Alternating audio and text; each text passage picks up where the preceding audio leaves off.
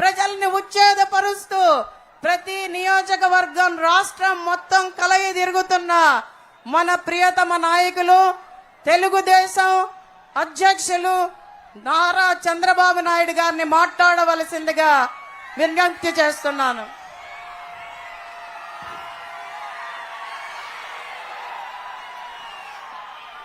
ఏం తమ్ముళ్ళు హుషారుగా ఉన్నారా?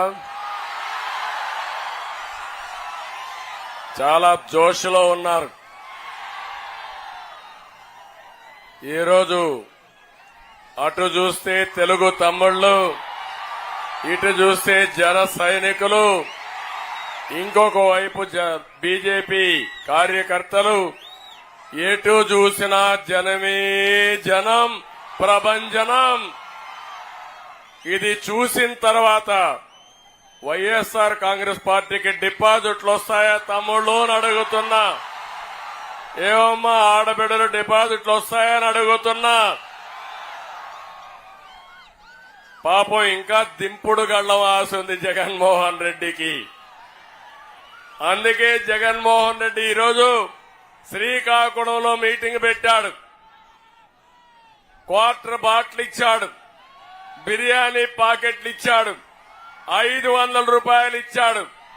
ఎంత ఇచ్చినా ఈ జోష్ వస్తుందా తమ్ముళ్ళు అని అడుగుతున్నా. అవునా కాదా? అవునంటే గట్టిగా చప్పట్లు కూడా చెప్పండి ప్రతి ఒక్కరు. ఏసని కనుచూపు మేరల్లో కనపడుస్తా ఉంది. ఎక్కడో ఉన్నారు. సముద్రం దగ్గరికి పోయి చూస్తే ఎట్లయితే సముద్రం మనకు కనపడుస్తుందో ఈ రోజు నెల్లిమర్లలో అదే దృశ్యాన్ని చూశారంటే నాకు చాలా సంతోషంగా ఉంది. మీ ఉత్సాహం ఇప్పుడే మాధవి గారు చెప్పినట్టు తప్పకుండా నెల్లిమర్ల దశ దిశ మార్చే పరిస్థితి వస్తుంది. చేసి చూపిస్తామని మరొకసారి హామీ ఇస్తున్నారు. నెల్లిమర్లకు వస్తానే 2021 జ్ఞాపకం వస్తుంది నాకు. జ్ఞాపకం ఉందా తమ్ముళ్ళు? మీ అందరికీ అడుగుతున్నా. రామతీర్థం, రాముడి తల నరికేసిన సందర్భం. నేను ఆ రోజు ఇక్కడికి వచ్చానా లేదా అని అడుగుతున్నా. దేశంలో అయోధ్యలో రామాలయం కడితే ఇక్కడికి వచ్చే కొందికి సైకో జగన్ రామతీర్థంలో రాముడి తలదీసే పరిస్థితికి వచ్చాడు. నేను అడుగుతున్నా, మిమ్మల్ని మీరు క్షమిస్తారా అని అడుగుతున్నా, ఉపేక్షిస్తారా అని అడుగుతున్నా, వదిలిపెడతారా అని అడుగుతున్నా, చిత్తుగా ఓడిస్తారా లేదా అని మిమ్మల్ని అడుగుతున్నా.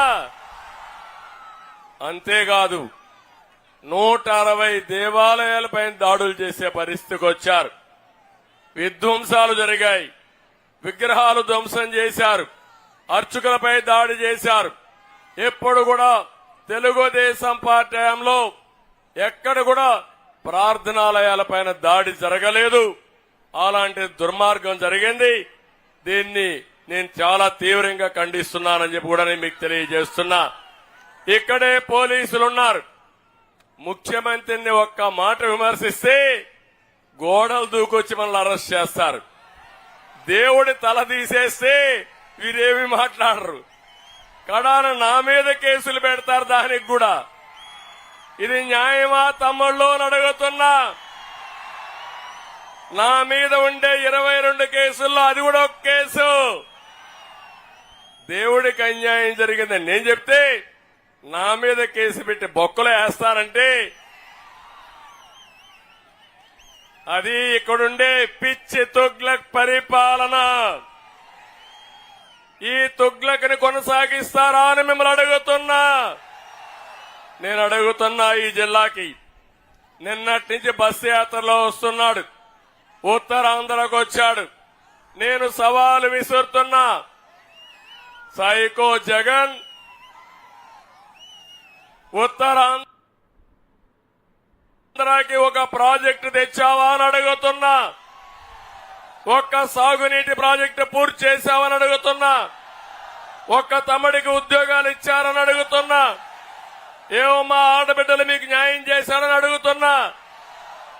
ఎవ్వరికి న్యాయం చేయని వాడు ఇప్పుడొచ్చి కోతలు కోసే పరిస్థితికి వచ్చాడు.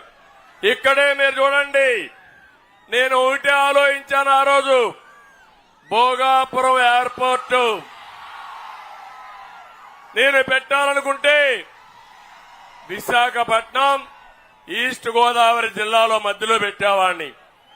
నాకు ఉత్తరాంధ్ర మీద ప్రేమ కాబట్టి భోగాపురంలో పెడితే ఇక్కడి నుంచి ఉత్తరాంధ్రకి గేట్వే అవుతుంది, పరిశ్రమలు వస్తాయి, మీకు ఉపాధి వస్తుందనే ఉద్దేశంతోనే ఆ రోజు భోగాపురం తీసుకొచ్చాం.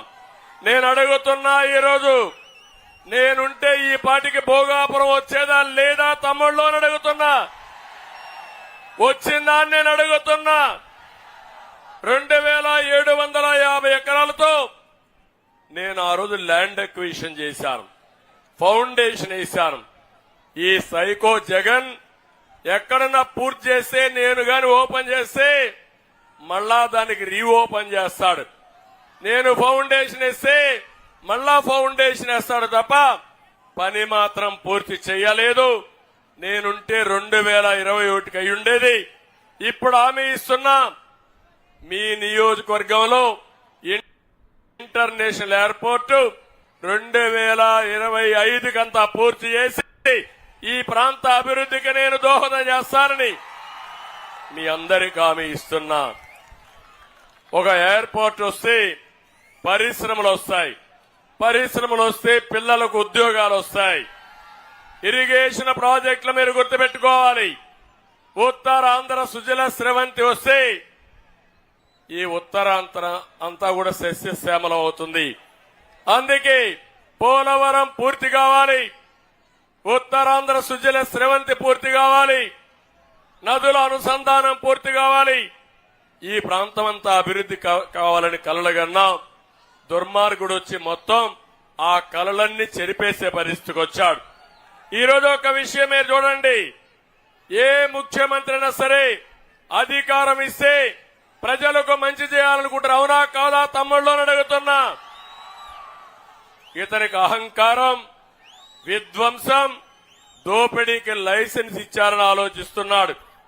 ఎంత ఎక్కిందంటే కొవ్వు, ఒళ్ళంతా కొవ్వెక్కిపోయి ఇష్టానుసారంగా ప్రవర్తించే పరిస్థితికి వచ్చాడు. అంటే ప్రతి ఒక్కరూ ఆయన కింద బానిసలుగా బతకాలి. ఈరోజు నేను ఒకటి అడుగుతున్నా మిమ్మల్ని, పవర్ స్టార్ పవన్ కళ్యాణ్ గారు ఈ రాష్ట్ర ప్రయోజనాల కోసం వచ్చిన వ్యక్తి. సినిమాలో యాక్ట్ చేసుకుంటే జల్సాగా హీరోగా విలాసవంతంగా ఉండే అవకాశాలున్నాయి, అవునా కాదా అని అడుగుతున్నా మిమ్మల్ని. ప్రజల కోసం వచ్చిన వ్యక్తి పవన్ కళ్యాణ్, అవునా కాదా అని అడుగుతున్నా. జగన్, నీకు పవన్ కళ్యాణ్కి పోలుకుందా జగన్ అని అడుగుతున్నా. తండ్రిని అడ్డం పెట్టుకొని అవినీతి చేసి జైలుకు పోయి వచ్చిన వ్యక్తి నువ్వు. ప్రజల కోసం నిస్వార్థంగా రోడ్డెక్కి నువ్వు తిట్టిన బుల్లెట్ బారిగా ముందుకు పోతాను గాని ఎన్నికి తిరిగి చూడనని మీకోసం పనిచేస్తున్న వ్యక్తి పవన్ కళ్యాణ్ గారు అని చెప్పి నేను మీకు తెలియజేస్తున్నా. మీరు చూశారు, పవన్ కళ్యాణ్ గారు జగన్ దగ్గర తిట్టించుకోవాలన్న తమ్ముళ్ళు. 44 సంవత్సరాల అనుభవం ఉండే నేను ఈ సైకో దగ్గర తిట్టించుకోవాలని అడుగుతున్నా. ఇతను ఒక అహంకారి, విధ్వంసకారుడు, దోపిడీదారుడు. అడ్డం వస్తే ఎవరిని వదిలిపెట్టాడు. కానీ మేమిద్దరం మాత్రం ఇతన్ని చిత్తుగా ఓడించి ఆ పార్టీని భూస్థాపితం చేసే వరకు వదిలిపెట్టవని ఈ నెల్లిమర్ల సభలో శపథం చేస్తున్నానని చెప్పి కూడా నేను మీకు తెలియజేస్తున్నా. ఇంకో పక్క ఒక మాట అంటున్నాడు, అందరూ కలిసి వస్తున్నారు, నేను ఏకైకగా వస్తున్నా, నేను సింహలాగా వస్తున్నానని. కానీ తమ్ముళ్ళు అహంకారంతో వస్తున్నావు, అవినీతి డబ్బులతో వస్తున్నావు, ఇంకో పక్క బందిపోటుగా తయారయ్యావు, ఎక్కడికక్కడ దోపిడీ చేస్తున్నావు. నీలాంటి బందీపోట్లని అంతం చేయాలంటే ప్రజలందరూ ఒకటి కావాలనా లేదా తమ్ముళ్ళు అని అడుగుతున్నా. మంచి వాళ్ళందరూ ఒకటి కావాలనా లేదా అని మిమ్మల్ని అడుగుతున్నా. అలాంటి బందీపోటుని ఈ రాష్ట్రం నుంచి తరిమి కొట్టడానికి మీరు సిద్ధమా అని మిమ్మల్ని అడుగుతున్నా. సిద్ధమైతే గట్టిగా చప్పట్లు కూడా చెప్పండి, మేము సిద్ధమని.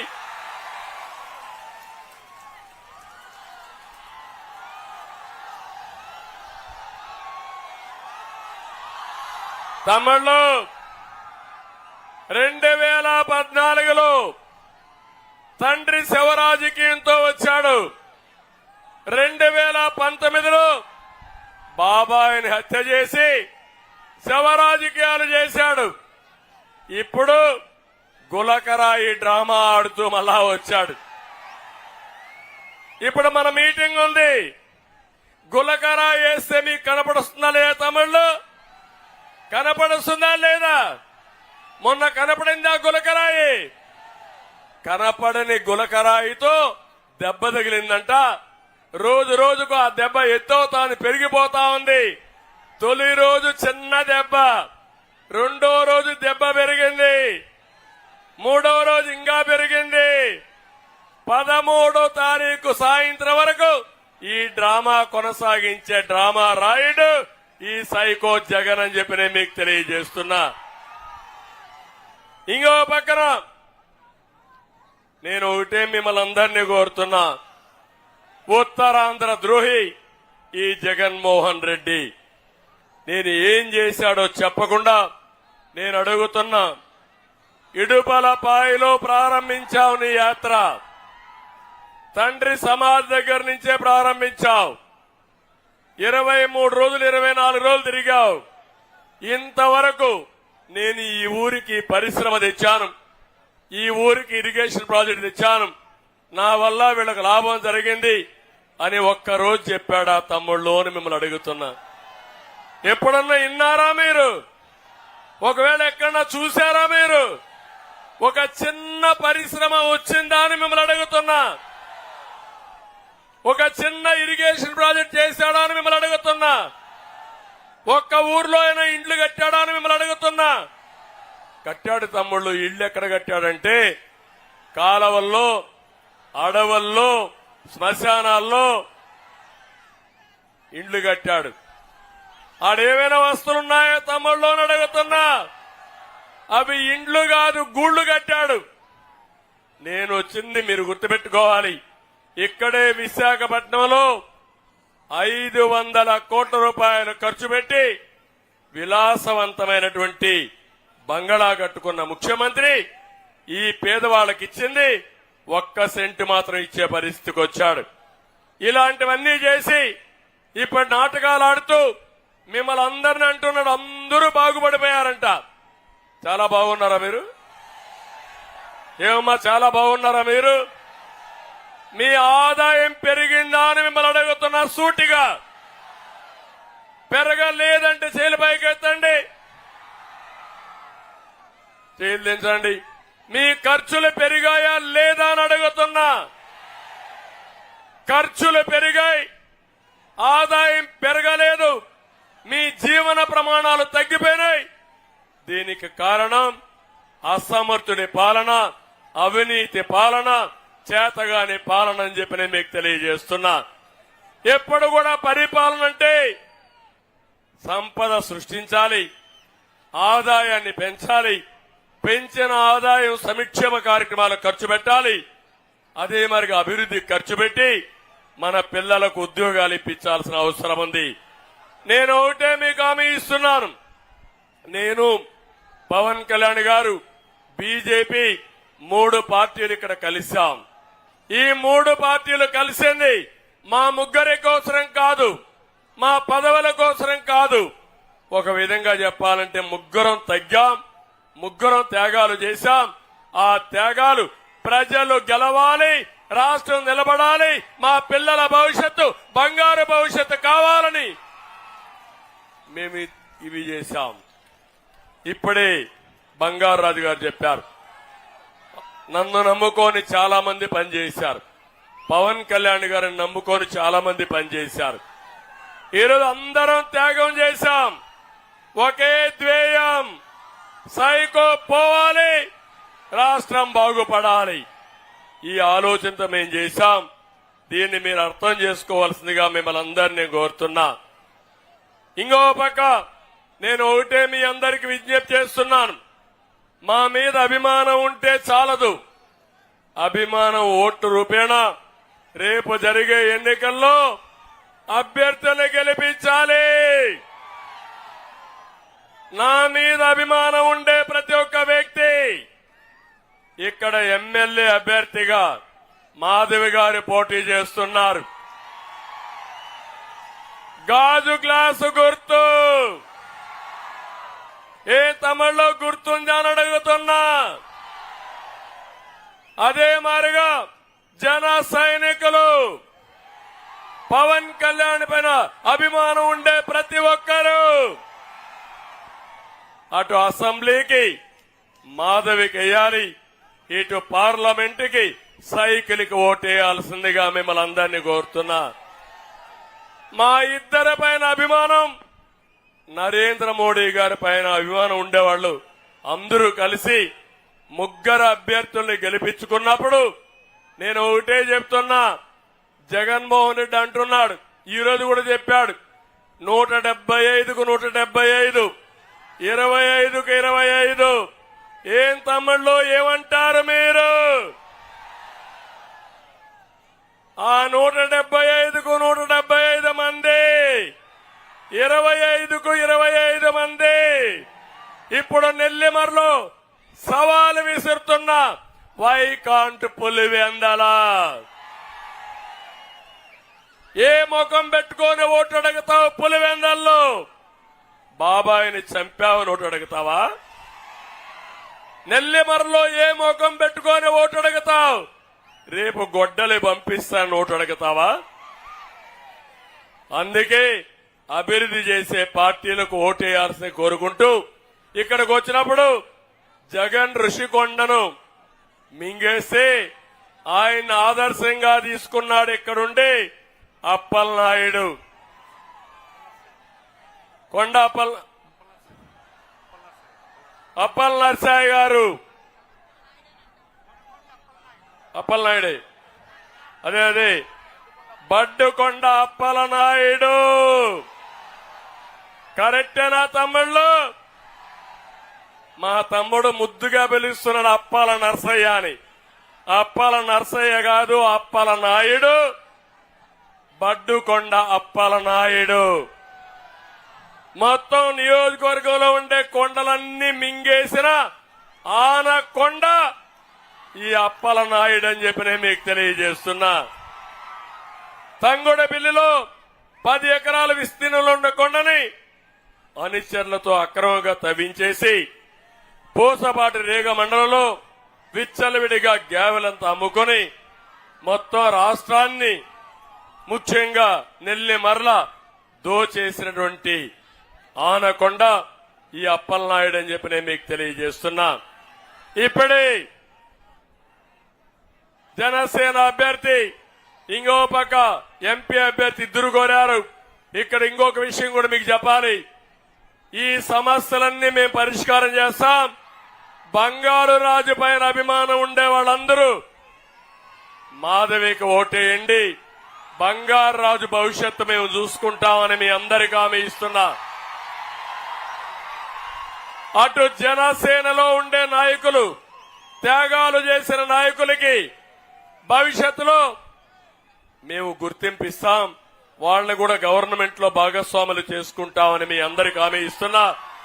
అటు జనసేన, ఇటు తెలుగుదేశం, బీజేపీలో ఎవరికైతే సీట్లు రాలేదో, ఎవరైతే సమర్థవంతమైన నాయకులు ఉన్నారో అందరినీ కూడా ఎక్కడికక్కడ ప్రభుత్వంలో భాగస్వామ్యం చేసే బాధ్యత మాది. అధికారంలోకి వచ్చిన వెంటనే నదుల అనుసంధానం చేస్తాం, పోలవరం పూర్తి చేస్తాం, ఉత్తరాంధ్ర సుజల స్రవంతి పూర్తి చేసే బాధ్యత మాదని మీ అందరికీ హామీ ఇస్తున్నా. అదే మారుగా నీళ్లన్నీ ఏదైతే రామతీర్థం, ఆ, తారక తారక రామ తారక తీర్థ రామతీర్థం రామసాగర్ రామతీర్థ సాగర్ ప్రాజెక్ట్ నేనే కంబైన్డ్ ఆంధ్రప్రదేశ్ లో ప్రారంభించా ఆ ప్రాజెక్ట్ ని 2002, 2003 ఆ ప్రాంతంలో ఫౌండేషన్ వేశా. మళ్లీ దానికి మోక్షం కాస్త కోస్తో 14, 19లో వచ్చింది. దుర్మార్గులు వచ్చారు, అది చెయ్యలేదు. ఇప్పుడు హామీ ఇస్తున్నా, మేము వస్తానే పూర్తి చేసే బాధ్యత మాదని మీ అందరికీ హామీ ఇస్తున్నా. ఇంకొక పక్కన భోగాపురం ఎయిర్పోర్ట్ పూర్తి చేస్తాం, పరిశ్రమలు తెస్తాం. 200 పరిశ్రమలు ఉన్నారు మాధవ్ గారు. 200 కాదు, రాష్ట్రంలోనే అతిపెద్ద ఇండస్ట్రియల్ హబ్ గా ఈ ప్రాంతం తయారవుతుంది అని అలాంటి అనుకూలమైన పరిస్థితులు ఇక్కడ ఉన్నాయి. ఇంకో పక్క జూట్ మిల్లు వల్ల దెబ్బతిన్నారు, వాళ్ళందరినీ ఆదుకుంటాం. సీతమ్మ చెరువును మినీ రిజర్వాయర్ గా చేయాలన్నారు, ఇది కూడా చేస్తాం. హుదుహుదులో చాలా మందికి ఇబ్బంది వచ్చింది, వాళ్ళకి ఇంకా కూడా ఆ ఇండ్లు కూడా ఇవ్వలేదు, అవన్నీ పూర్తి చేస్తామని చెప్పి కూడా నేను మీకు తెలియజేసుకుంటూ, ఇవి కాకుండా సూపర్ 6 తీసుకొచ్చాం. నేను అవి చెప్పలేదు, ఎందుకంటే సమయం లేదు. మాధవ్ గారు ఇప్పుడే చెప్పారు. నేను ఒకటే మీ అందరికీ హామీ ఇస్తున్నా, 20 లక్షల ఉద్యోగాలు ఇస్తాం. మొదటి సంతకం మెగా డిఎస్సి పైన పెడతామని హామీ ఇస్తున్నా. అన్నదాతకు 20,000 రూపాయల ఆర్థిక సహాయం చేస్తాం. ప్రతి ఆడబిడ్డకి 1,500 రూపాయలు చొప్పున నెలకిచ్చి, అదే సమయంలో సంవత్సరానికి 18,000 ఇచ్చి 5 సంవత్సరాల్లో 90,000 రూపాయలు మీకు ఇచ్చే బాధ్యత మాది. తల్లికి వందనంలో ప్రతి ఒక్క ఆడబిడ్డకి 15,000 ఇస్తామని చెప్పి హామీ ఇస్తున్నా. 3 దీపం కనెక్షన్ కూడా ఉచితంగా ఇస్తాం. ఇది కాకుండా ఆర్టీసీ బస్సుల్లో ఉచిత ప్రయాణ సౌకర్యం ఏర్పాటు చేస్తాం. ఇదే కాదు, డాక్రా సంఘాలకి 10 లక్షల వరకు 0% వడ్డీ రేటుతో వడ్డీ లేని రుణాలు ఇచ్చే బాధ్యత మాదని మీ అందరికీ హామీ ఇస్తున్నా. పెన్షన్లు ప్రతి ఒక్కరికి 4,000 రూపాయల పెన్షన్ ఇస్తాం. ఇంటి దగ్గర ఇస్తాం, మొదటి తారీఖున ఇస్తాం. పెంచిన పింఛన్లు ఏప్రిల్ నెలలో నుంచి మీకు ఇచ్చే బాధ్యత మాదని మీ అందరికీ హామీ ఇస్తున్నా.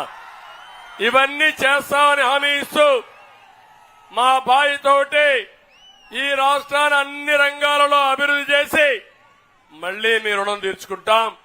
ఫ్రంట్ అభ్యర్థుల్ని, కూటమి అభ్యర్థుల్ని గెలిపించాల్సిందిగా కోరుకుంటూ, తమ్ముళ్ళు మీ ఉత్సాహం చూశాం. ఒక్కొక్కరు ఆకాశానికి ఎగిరి పడుతున్నారు. రేపు ఎన్నికల రోజున పోలింగ్ బూత్ దద్దరిల్లాలి.